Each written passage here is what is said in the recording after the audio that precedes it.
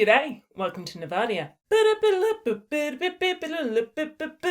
everyone, I'm just going to do something a little bit different, an off-the-cuff video rather than one of my well-researched and well-thought-out scripted ones because, time.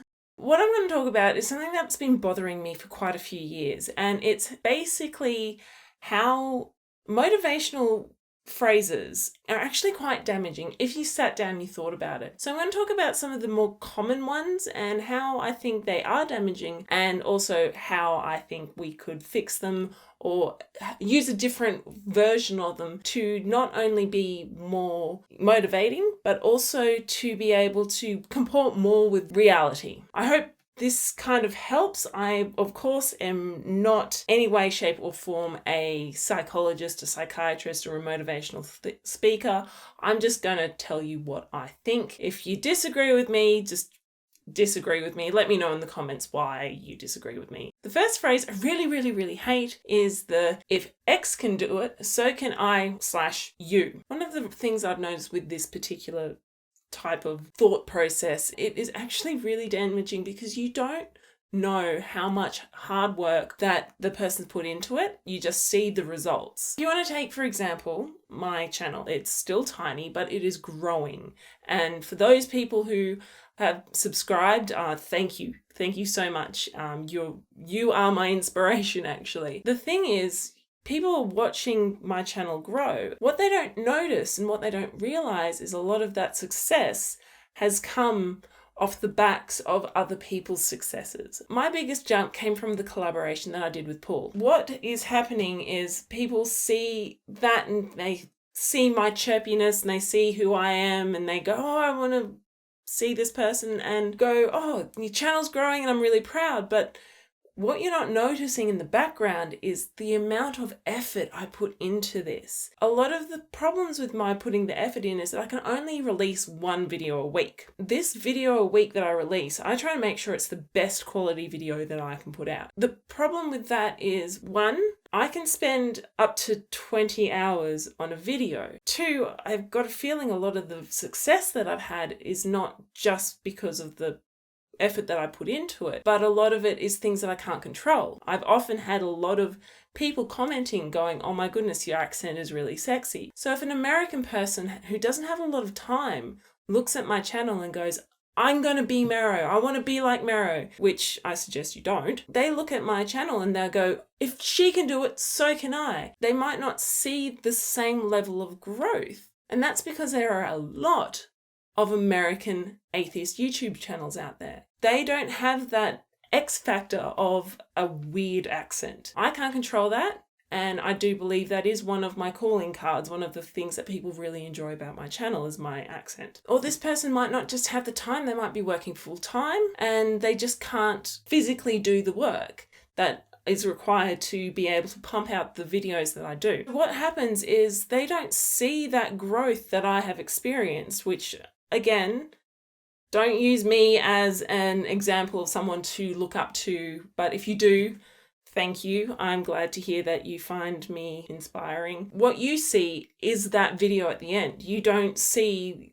the things that I've had to sacrifice, things that I've had to do. I do a lot of science work and I'm doing a science degree. So a lot of the stuff that I do know is stuff that I've learned from university. If you are just a everyday person who hasn't got a clue about science generally, but you're really interested in it, you actually have to go out and learn the stuff, while a good chunk of what I've released onto my channel is stuff that I've learned at university. That takes away a lot of the time that requires for me to do the research.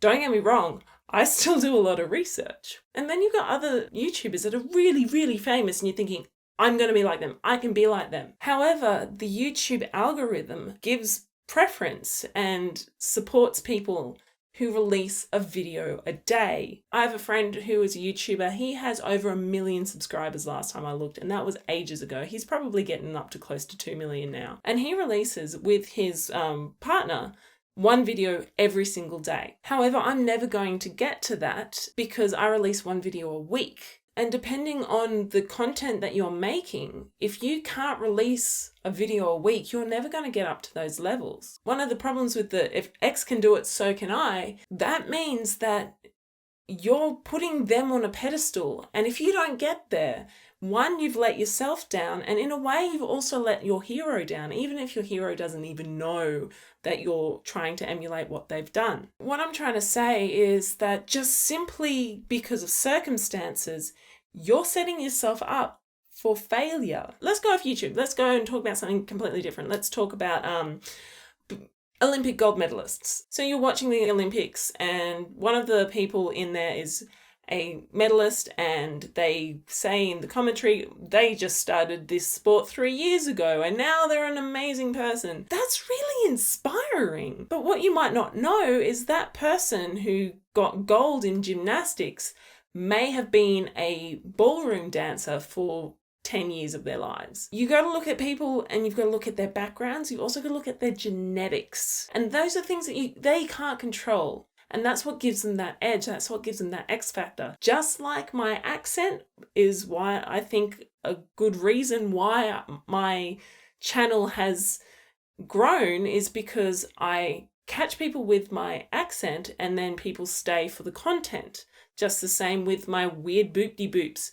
I catch people with the weird boop-de-boops and then people stay for the content. That just worked in my favor. And to be honest with you, the boop-de-boops is me ripping into myself because I have no musical talent. Now that I've stolen the boop-de-boop idea, someone else can't emulate that. Or someone in the community can't emulate that because they'll go, oh, you stole it from Mero. Another part I want to make a mention that's similar is, oh, I've been able to do X before, I can do X now. That is also an inspirational thing and it works, but big but is that you might choose something that's difficult and then end up doing something that's similar but just as difficult, and you might end up failing. And not only have you put past you on a pedestal, and if you fail, you've failed yourself twice. I learned that the hard way because puedo hablar español con fluidez, pero no tan bueno que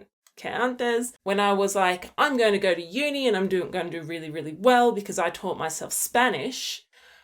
When I went to university, I was encountering things that were much more difficult than Spanish grammar, and I started to fail. It's not just I was able to do it in the past, I can do it now. For a while, I was like, why am I failing? I was able to teach myself Spanish. Why can't I teach myself chemistry? I had to learn to stop comparing myself to past Mero who learnt Spanish. What should we say instead of, if X can do this, so can I? Well, probably the best way to do it is X can do that. That's really awesome, but I'm going to try it myself. If I don't get there, that's fine because at least I gave it a go. Use that inspiration. Use the YouTuber that you want or the person that you want to emulate as an inspiration. But if you don't get there, it doesn't matter because at least you try. And if you try and fail is better than not trying at all.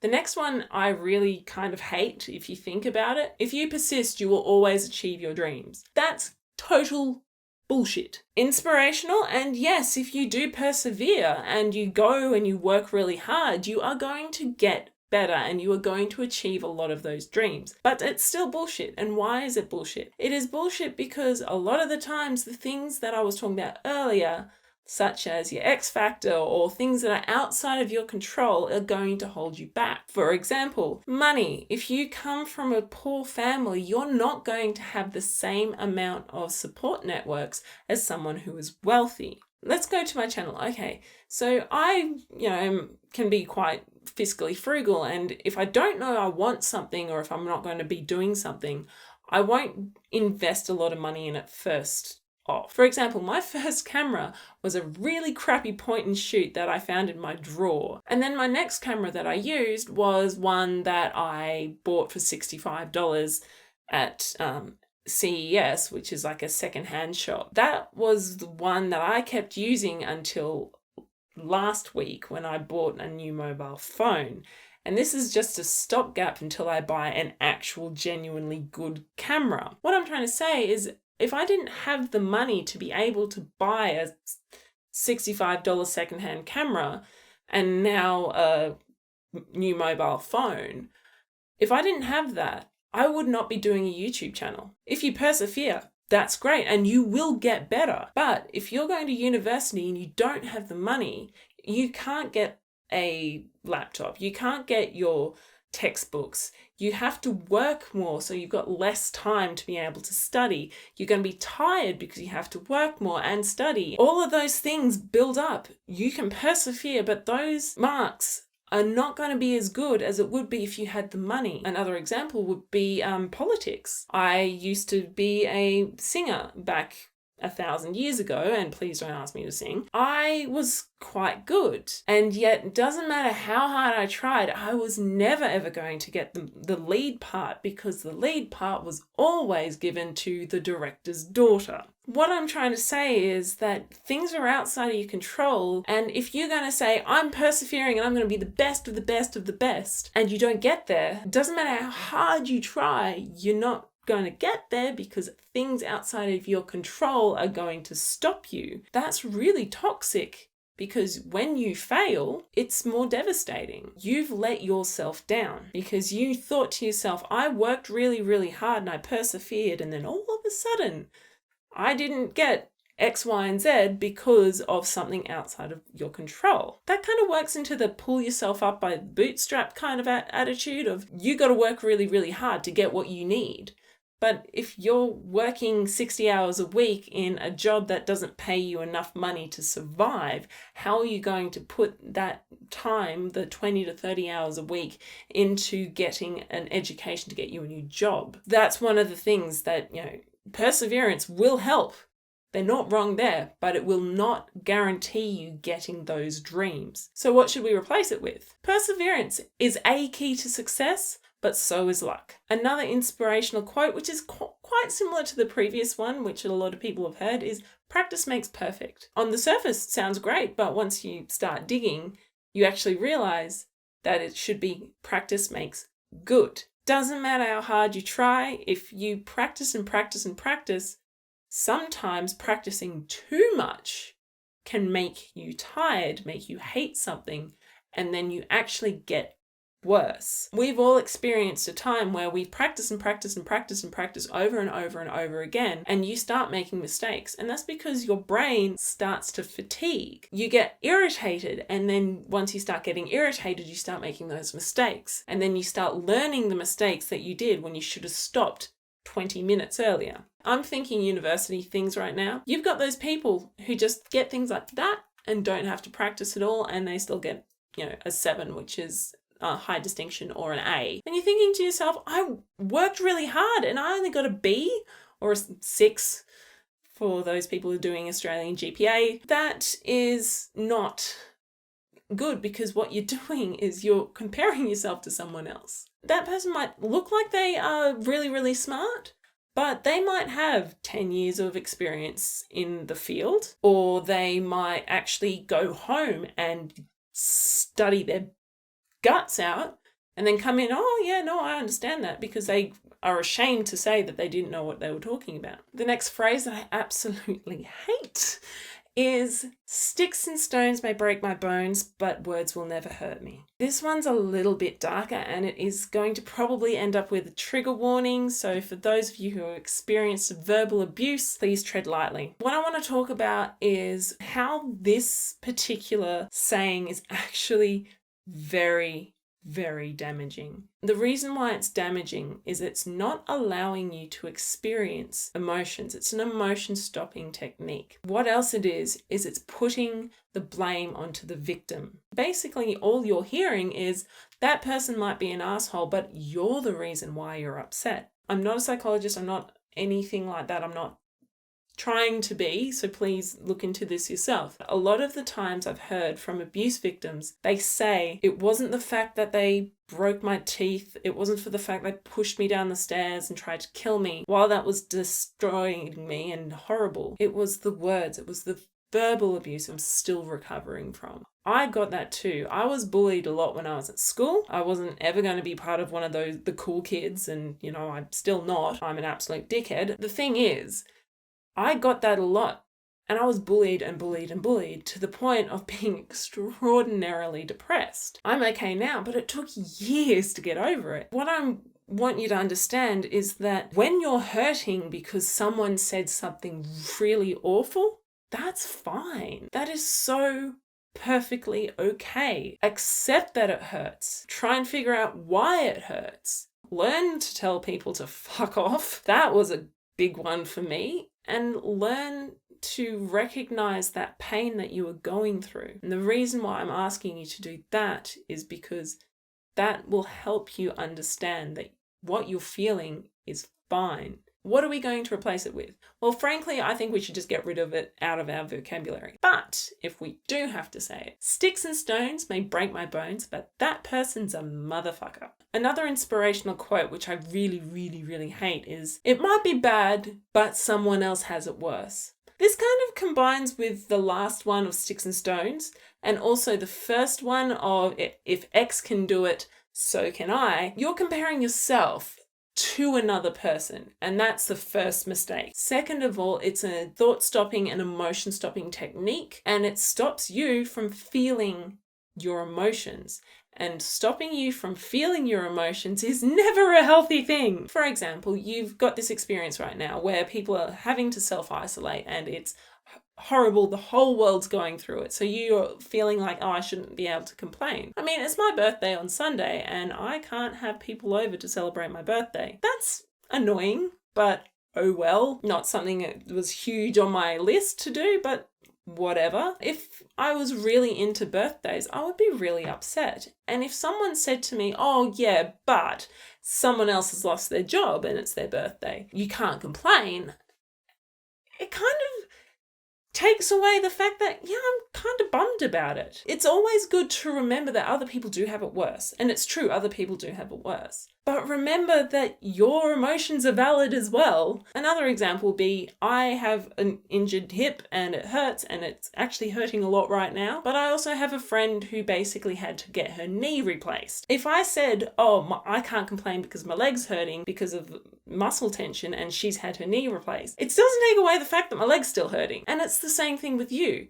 If you've got something that's bothering you, you can't say, I can't complain about it because somebody else has got something wrong. You're still in pain and you have every right to feel and express that pain. How are we going to replace this? I'm feeling really shitty, but that's okay. However, I've got to remember that it could be worse. Another one that I actually see every time I go to a certain house at work, a day without a smile is a day wasted. I hate that. That one's probably the one that really annoys me the most because of its corniness, basically. But if you haven't smiled, the day is wasted. What an awful thing to say. If you are depressed and you can barely get out of bed and you're crying all the time because you are going through a physical illness, because mental in here is a physical thing, and you walk in and it's like a day without a smile is a day wasted. Basically, if your brain works like my brain worked when I got quite depressed, I look at that and think to myself, I'm wasting my life. That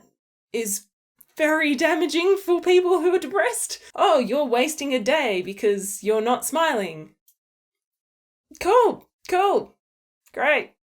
So I need to either get up and cure my physical ailment like that, or just kind of give up. That motivational thing is really not helpful if you think about it. So those are the ones that kind of came to mind. I'm sure you could probably trawl the internet and find more. Most of them just boil down to perseverance gets you everything you want, and ignoring the fact that there are certain things that will stop you from getting what you want. Or comparing yourself to other people will always make you all inspired or stop you from feeling what you need to do. Again, terrible idea. Your situation is not their situation. You don't know what that person did to get to where they are, or you don't know what opportunities laid themselves at their feet to get them where they are. Comparing yourself to other people is always a bad idea. Even comparing yourself to a past version of yourself is a terrible idea. You got to live in the moment sometimes. which is also another terrible idea, is living in the moment, because you need to sort of look ahead to get where you need to go. And the other last one is basically don't feel like crap,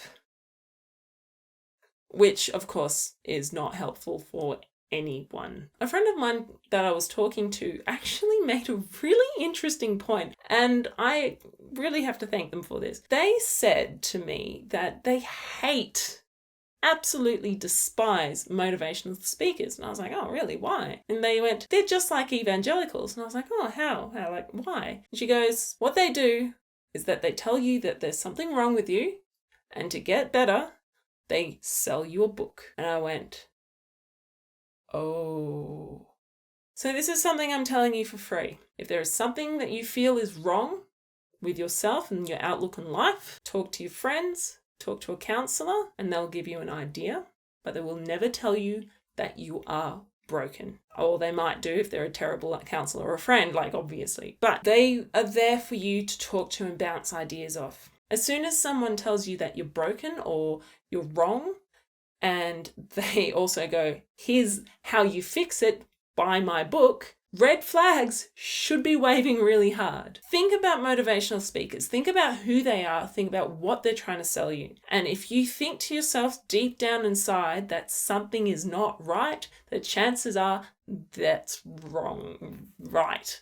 Well, you're right, they're wrong. Anyway, I hope my ranting isn't so weird. I don't normally do an ad-lib version of a video. I usually script everything because I like to get my thoughts out on paper, but I thought I'd do something a little bit different because I've been thinking about this for a while. Anyway, I hope you have a really wonderful time, day, evening, night, whatever. Don't forget, don't give yourself the raw prawn. I want to say a very special thank you to all of my wonderful patrons, especially my $35 Irukandji patron, Osmond Cometh. Hope you have a wonderful time. Please keep yourself safe and, yeah, be safe and happy and healthy, everyone, if you can, obviously. I'm not a motivational speaker. I should stop speaking now that I'm talking about it.